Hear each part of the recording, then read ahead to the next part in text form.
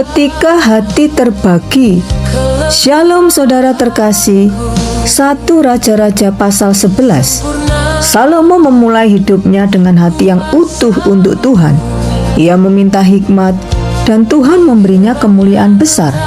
Namun hatinya mulai terbagi.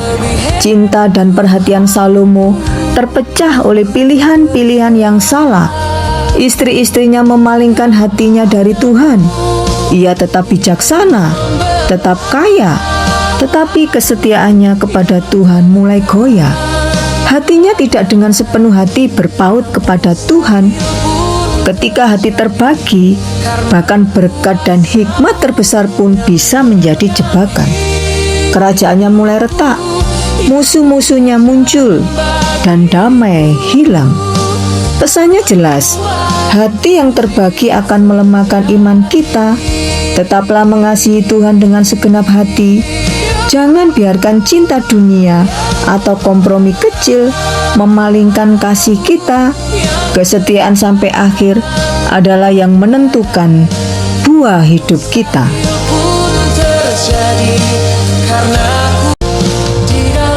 Pecahnya kerajaan. Shalom saudara terkasih. 1 Raja-Raja pasal 12. Kerajaan Israel tidak pecah karena perang besar, tetapi karena hati yang tidak mau mendengar. Rehabeam anak Salomo naik tahta. Rakyat datang dengan permintaan sederhana, ringankan beban yang selama ini kami tanggung. Ia sempat meminta nasihat para tua-tua. Nasihat mereka bijak, layani rakyat dengan baik, maka mereka akan setia. Namun Rehabeam menolak. Ia lebih memilih mendengar suara anak-anak muda yang mendorongnya memerintah dengan keras dan tanpa empati. Jawaban itu melukai hati rakyat. 10 suku Israel menolak dipimpin Rehabeam dan memilih Yerobeam sebagai raja mereka. Sejak saat itu kerajaan Israel terpecah menjadi dua. Kerajaan Yehuda dipimpin Rehabeam dan kerajaan Israel dipimpin Yerobeam. Firman Tuhan mengingatkan kita, perpecahan sering dimulai ketika hati menutup telinga terhadap nasihat. Kerajaan bisa runtuh, keluarga bisa retak, dan pelayanan bisa hancur saat ego lebih besar daripada kasih. Bukan kekuatan yang mempersatukan, melainkan kerendahan hati dan kesediaan untuk mendengar. Ketakutan Yerobeam. Shalom saudara terkasih. Saat kerajaan terpecah, Yerobeam dipercaya memimpin Israel. Kesempatan besar ada di tangannya, tetapi perlahan rasa takut mulai menguasai hatinya. Ia khawatir kehilangan rakyat jika mereka tetap beribadah ke Yerusalem. Ketakutan itu mendorong Yerobeam menciptakan sistem ibadah sendiri.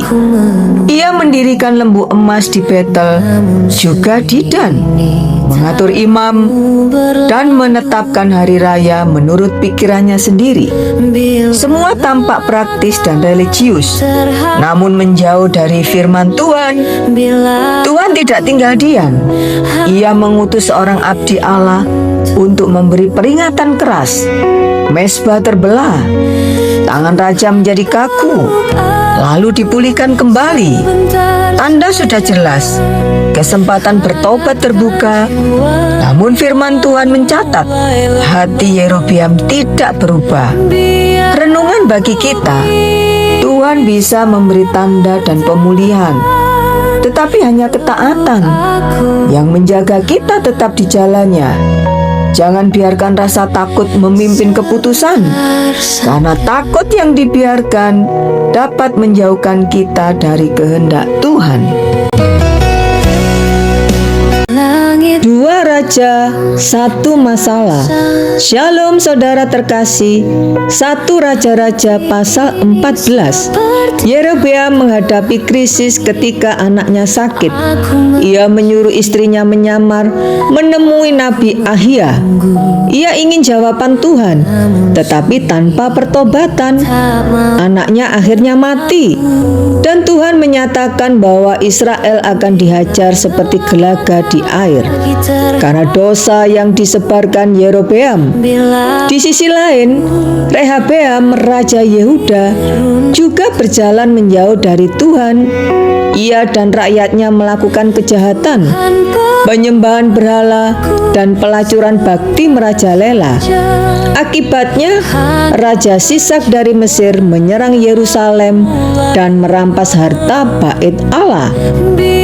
Dua raja, dua kerajaan, namun satu akar masalah. Mereka sama-sama tidak sungguh-sungguh taat kepada Tuhan. Yerobeam berusaha menipu Tuhan. Rehabeam membiarkan dosa tumbuh. Keduanya kehilangan perlindungan ilahi. Renungan bagi kita, krisis tidak selalu membawa kita lebih dekat kepada Tuhan. Tanpa pertobatan, bahkan doa bisa berubah menjadi formalitas. Tuhan tidak mencari kepintaran kita, Ia mencari hati yang mau berbalik. Shalom saudara terkasih. 1 Raja-Raja 15. Abiam Raja Yehuda adalah anak Salomo. Ia memerintah di Yerusalem, namun hatinya tidak sepenuhnya setia kepada Tuhan. Meski demikian, kerajaan Yehuda tetap berdiri, bukan karena kesetiaan Abiam, melainkan karena Tuhan setia pada janjinya kepada Daud. Kemudian Asa, anak Abiam, naik tahta. Asa melakukan apa yang benar di mata Tuhan. Ia membersihkan berhala dan menegakkan kebenaran. Pada masanya, negeri mengalami ketentraman karena hati raja diarahkan kepada Allah. Di Israel, Nadab anak Yerobeam berjalan dalam dosa ayahnya dan melakukan kejahatan di hadapan Tuhan. Pemerintahannya singkat. Ia dibunuh oleh Baesa, seorang panglima dari suku Isakar. Baesa memusnahkan seluruh keluarga Yerobeam, menggenapi firman Tuhan. Namun setelah menjadi raja, Baesa sendiri hidup dalam dosa yang sama. 4 Raja, 4 Kisah, 1 pelajaran bagi kita. Tuhan melihat arah hati, bukan lamanya perjalanan. Anugerah Tuhan dapat menopang hidup kita, tetapi kesetiaan tetap menjadi pilihan pribadi. Karena itu, jangan hanya kuat di awal, tapi setialah sampai akhir.